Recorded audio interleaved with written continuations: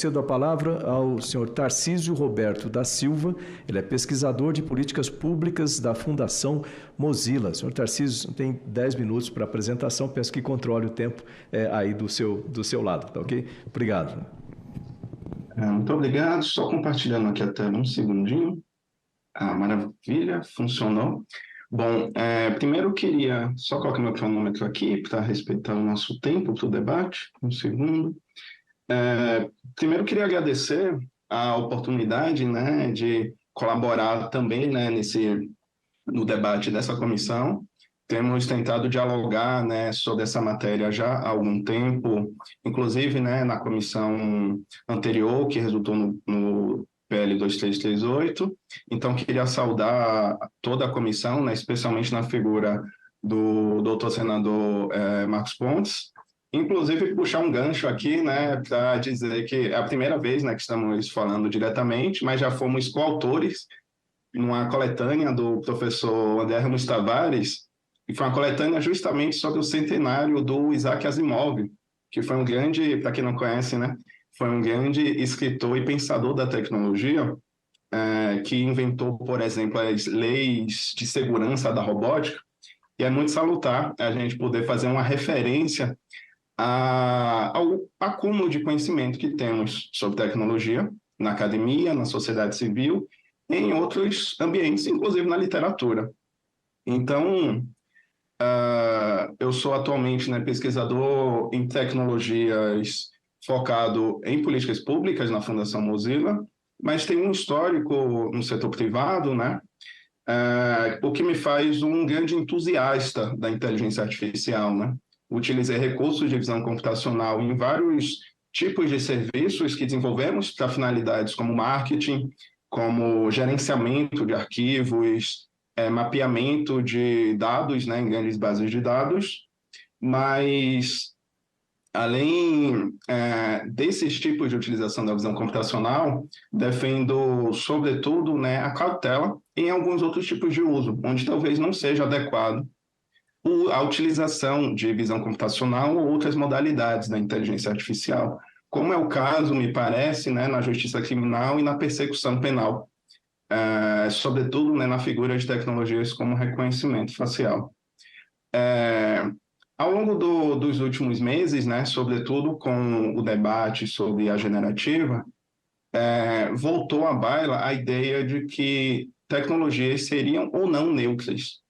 Então, queria abrir a minha fala, né, evocando o acúmulo que temos nos campos de ciência, tecnologia e sociedade, sobre o fato de que tecnologias não são neutras no mundo real, né? Porque todo tipo de tecnologia é implementada no mundo que já existe, com históricos de informações, dados e relações sociais que já existem.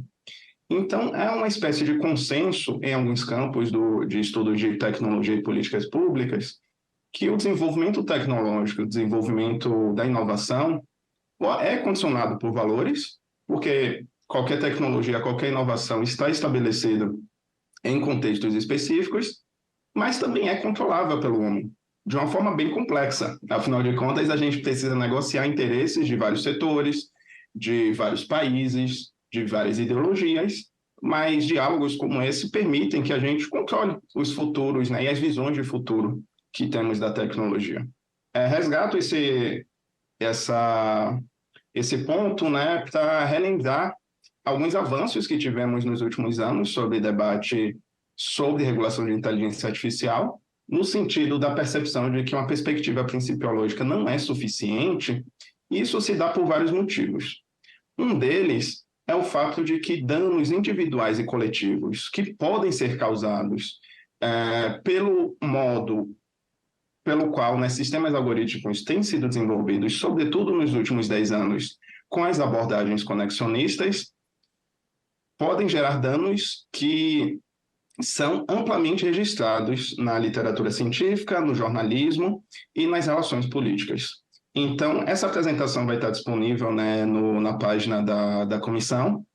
E aí queria citar, né, por exemplo, um mapeamento que eu realizo no meu projeto Desvelar.org, que é um projeto financiado pela Fundação Mozilla, onde realizamos um mapeamento de casos de danos e discriminação algorítmica E também mencionar a AI Incident Database, que é uma base de dados de incidentes de inteligência artificial que já tem mais de 1.600 casos registrados de coisas que vão de influência da IA generativa até precificação discriminatória em aplicativos de entrega, por exemplo. Então, temos esse acúmulo sobre quais seriam os danos possíveis na inteligência artificial e a regulação pode ser realizada a partir do reconhecimento dessas possibilidades de danos.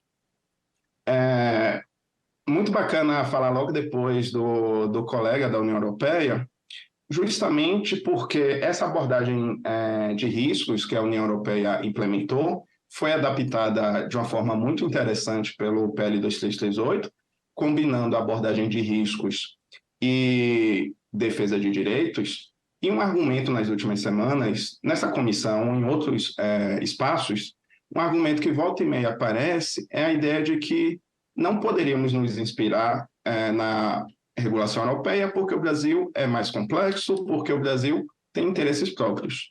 Eu concordo, mas me parece que o Brasil não é a Europa nesse sentido, na direção de que precisamos desenvolver mais mecanismos de defesa de direitos humanos e de defesa da própria soberania do Brasil, além de fomento, né? Não só regulação, não só legislação, mas também fomento.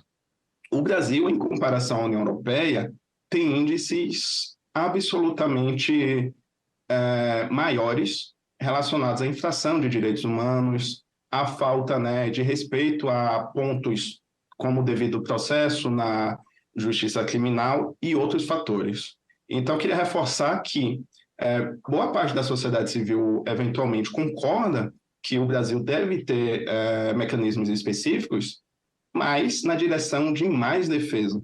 Então, a legislação europeia é uma grande referência, tem grandes avanços e talvez possa ser até avançada no Brasil.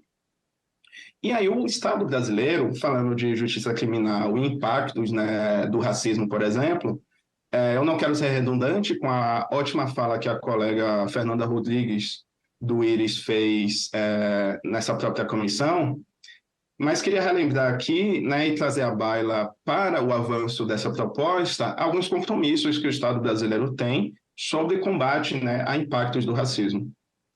Pensando, seja o Estatuto da Igualdade Racial, seja a Convenção Interamericana contra o Racismo, que tem status constitucional, temos a percepção, né, na verdade, a obrigação de reconhecer, né, que e aqui eu vou ter algumas linkadas, demonstram esses danos, e precisamos também, me parece, discutir alguns pontos relacionados a como os relatórios de avaliação de impacto algorítmico podem ser um mecanismo de participação social e a composição das entidades supervisoras, porque precisamos de uma participação social ampla e decisão, sobretudo de grupos historicamente vulnerabilizados. Então, agradeço o espaço e me coloco à disposição da comissão e dos diversos setores envolvidos. Obrigado, senhor Tarcísio Roberto da Silva, pesquisador de políticas públicas da Fundação Mozilla.